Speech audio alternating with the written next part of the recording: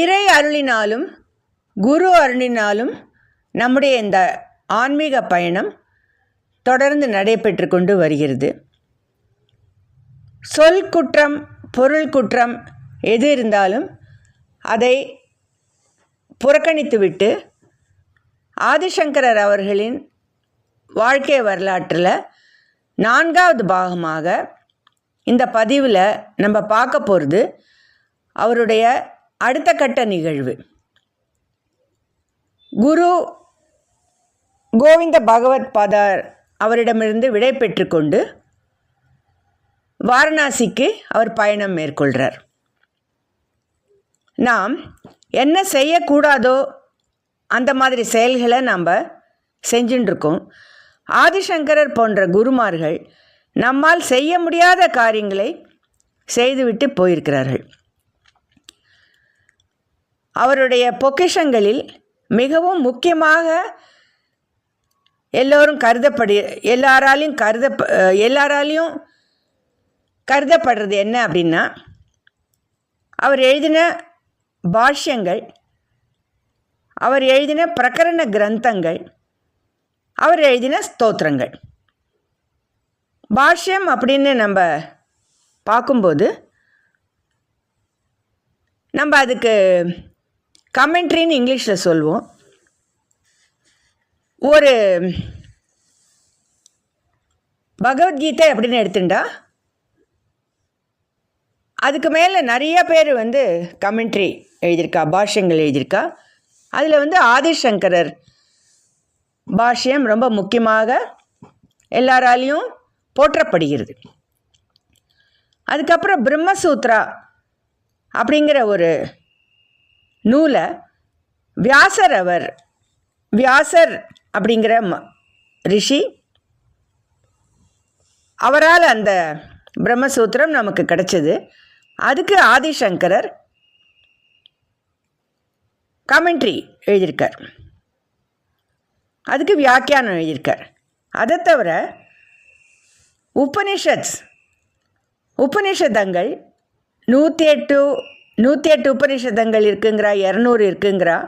அதில் 10 உபனிஷத்துக்கு ஆதிசங்கரர் அவர் வியாக்கியானம் செஞ்சிருக்கார். இப்போ இந்த வியாக்கியானங்கள்லாம் எழுதும்போது சில நிகழ்வுகள் அவரோட அந்த சந்தர்ப்பத்தில் ஆயிருக்கு. அது என்ன அப்படின்னு பார்க்கலாம். இவர் பிரம்மசூத்திரத்துக்கு வியாக்கியானம் எழுதும்போது ஒரு வயசான மனிதர் இவர் கூட அதை பற்றி தர்க்கம் பண்ணுறார். சர்ச்சைன்னு சொல்லலாம், வாதம்னு சொல்லலாம், தர்க்கம்னு சொல்லலாம். அந்த வயசான மனிதர் வேறு யாரும் இல்லை, அவர் வியாசர் தான். வியாசர் ஆதிசங்கரோட விவாதம் செஞ்சு இவருக்கு ஆசி வழங்குறார் அப்படின்னு சொல்லலாம்.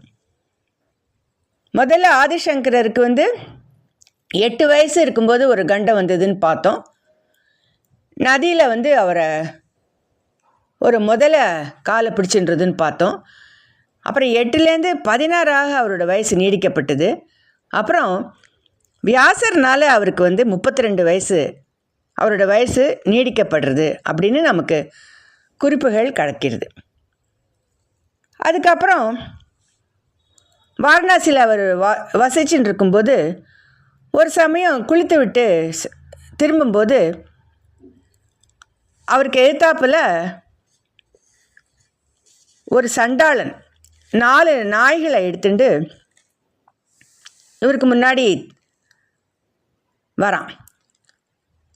அப்போ ஆதிசங்கரோட ஒரு சந்நியாசி கோலத்தில் அவர் இப்படி போயின்னு இருக்கும்போது சண்டாளன் எதிர்த்தாப்பில் வரும்போது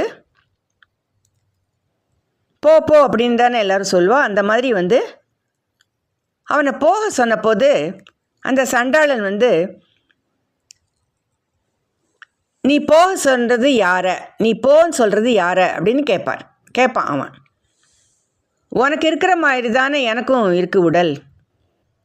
அதுக்கப்புறம் உன்னுள் உரையும் ஆத்மா தானே என்னோட உள்ளேயும் இருக்குது.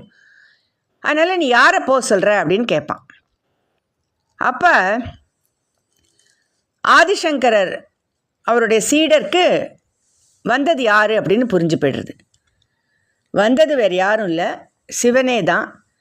அந்த சமயத்தில் மனிஷா பஞ்சகம் அப்படின்னு ஒரு ஸ்தோத்திரம் ஆதிசங்கரர் நமக்காக அந்த பொக்கிஷத்தை கொடுக்குறார்.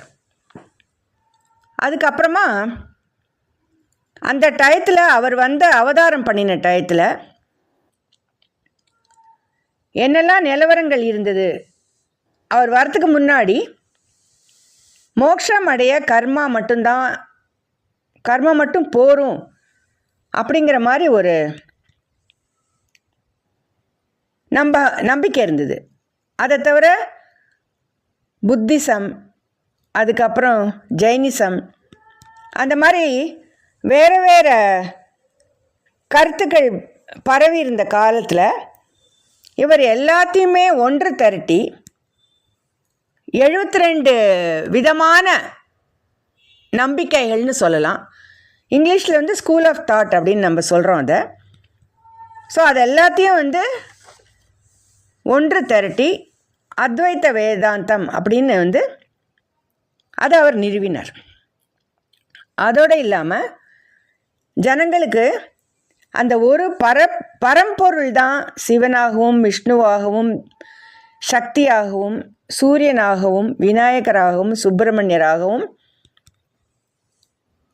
நம்ம கருதணும். அதனால் ஷண்மத ஸ்தாபகர் அப்படின்னு கூட அவருக்கு இன்னொரு பேர் வருது. யார் யாருக்கு என்னென்ன தெய்வங்கள் இஷ்ட தெய்வங்களாக இருக்கோ, எதை வழிபட்டாலும் அது அந்த பிரம்ம தத்துவத்தை தான் சேரும் அப்படிங்கிற மாதிரி இவரோட முயற்சியில் இந்த மாதிரி நிறையா விஷயங்களை அவர் செய்கிறார். அதுக்கப்புறம்